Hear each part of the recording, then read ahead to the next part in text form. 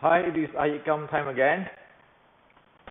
So I have received a few messages from our friends asking me, so what is the benefit to map the ancient Wing Chun teaching into the modern science?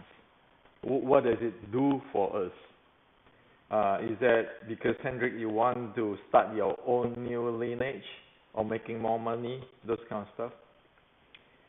So today I'd like to share with you, it is really critical in the time of history right now for Wing Chun to map the ancient Wing Chun teaching into the science.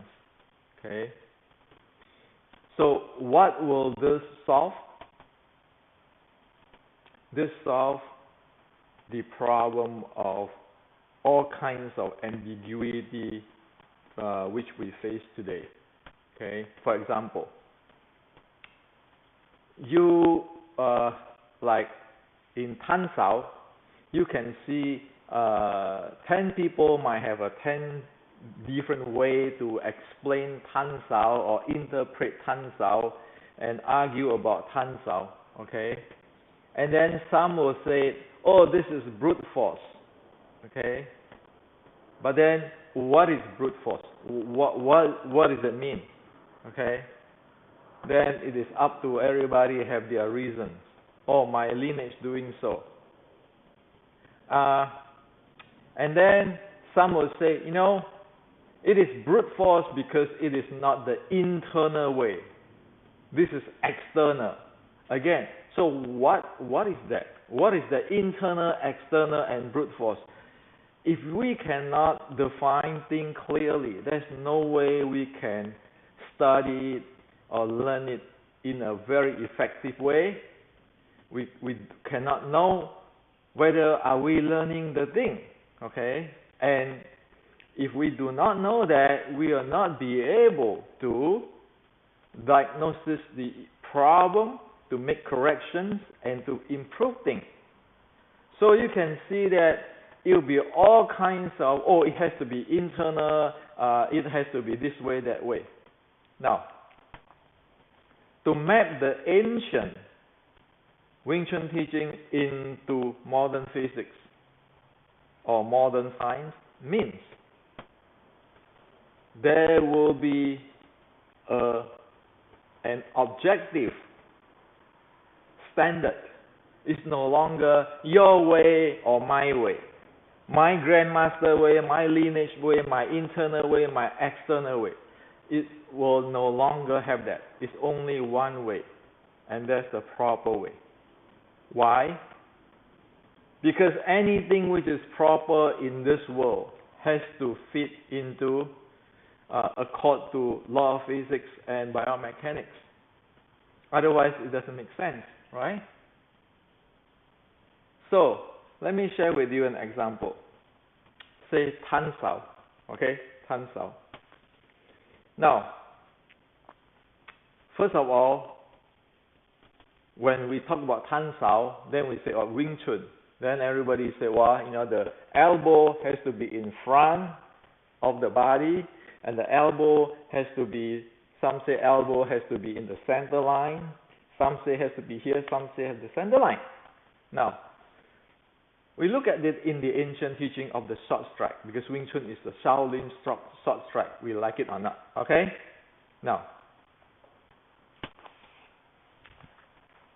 in the diagram 1784, the elbow is not here, it's not here. The elbow is in the side way, close to the core. Okay? So you like it or not, if we call Wing Chun Shaolin short strike, then we have to buy that. Okay? It's not up for anybody's interpretation because the drawing is drawn there.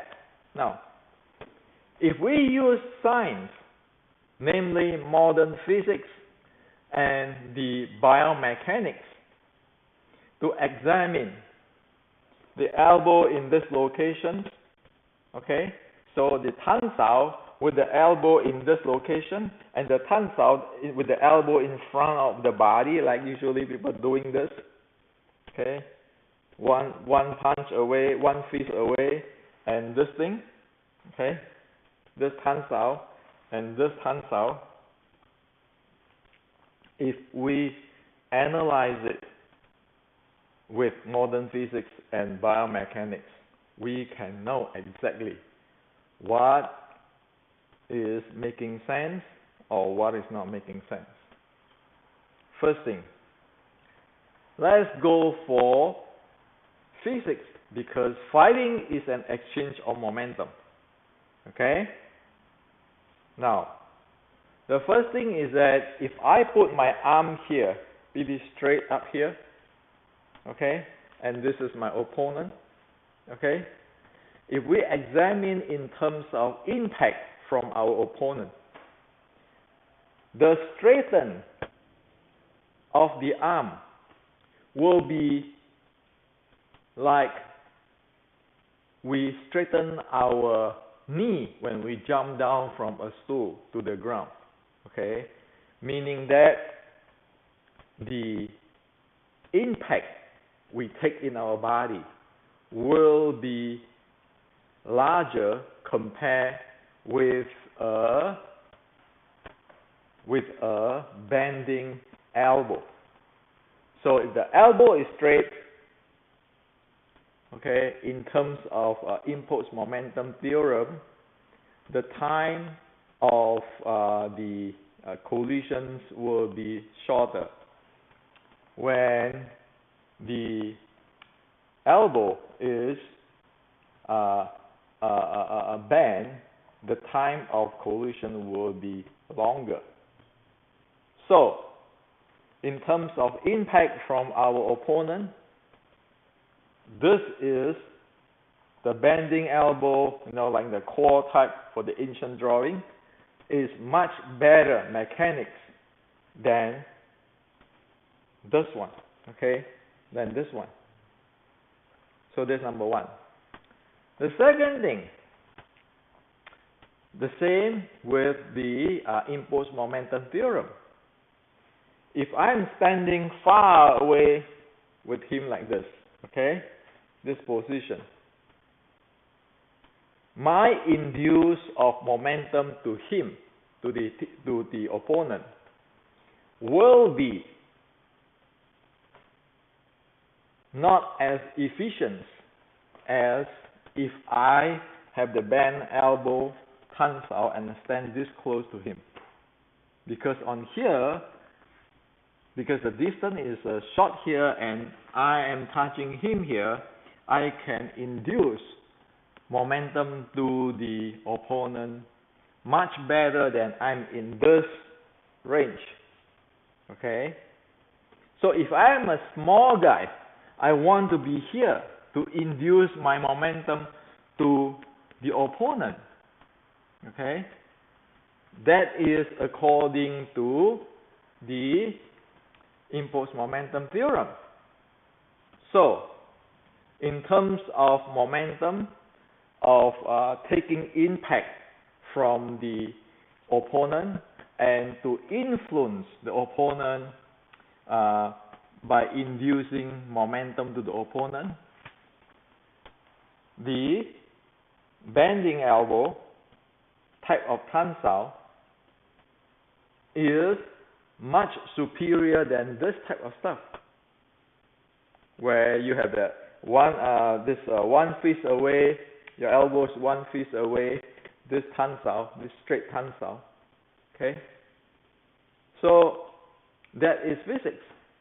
In terms of biomechanics, we know that compared with this long arm here, the short arm here actually have a mechanical advantage in the lever system.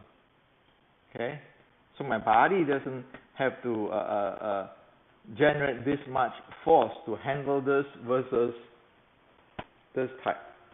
Okay, now, so via physics and biomechanics, we know This is proper. This is not proper. Okay? So that's how clear it is. Because in the fighting or exchange of momentum, this is going to do with the high speed. Okay? And what does we have the impulse momentum advantage, and we have the mechanical advantage, or we have the law of physics advantage and biomechanical advantage. While over here we have law of physics disadvantages and biomechanic disadvantages. Okay? So we can conclude that the ancient, the drawing is proper. The modern Wing Chun who do this is not accord to the law of physics and biomechanics in terms of effectiveness and efficiency. Okay? So this handling will be much better than this handling. With that, we know what is proper. Okay? So it is this clear now. It's got nothing to do with this Hendrik, or is it you, or it is which grandmaster. It's based on law of physics and the biomechanics. And also, so what is brute force mean? Brute force now can be defined. Brute force mean if you are not accord to you violating the law of physics and the biomechanics, that is brute force. If I have a pan sao this way, I want to take impact from whatever the opponent come in. That's brute force. Because I know I have a mechanical disadvantage, and I know I have to use a lot of my momentum change to cancel out whatever the impact the opponent giving to me.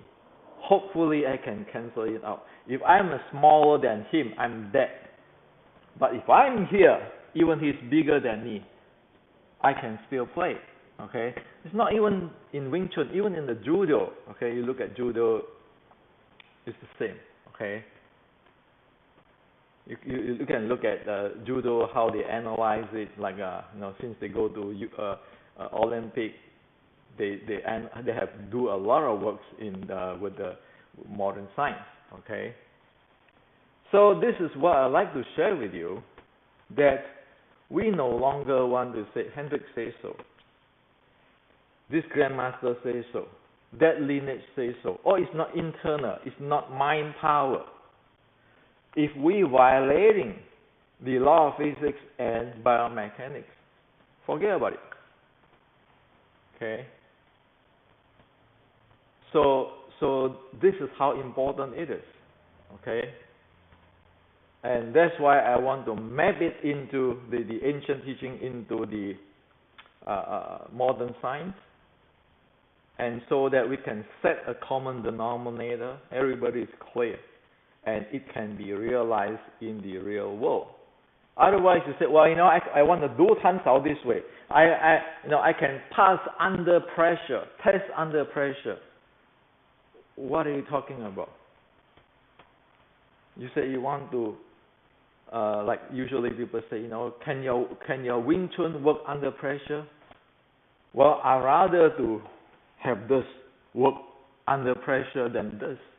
Because I know under pressure this is going to break. If that guy is bigger than me or the same size as me. Okay? But over here, I have the impulse momentum advantage and I have the mechanical advantage. Okay? So, it provides us to see what is reality there, and it provides us to know if the other party or the opponent defeat us. Is that due to we screw up our physics and biomechanics, or is due to he have a better skill, or is due to both? We know really clearly. Okay, it's not like it pissed me off, he beat me, and next time I'm going to beat him. How? Why do you lose to him? Okay, that can be clearly seen. Okay, so with this, actually I'm writing a book, almost done. Okay.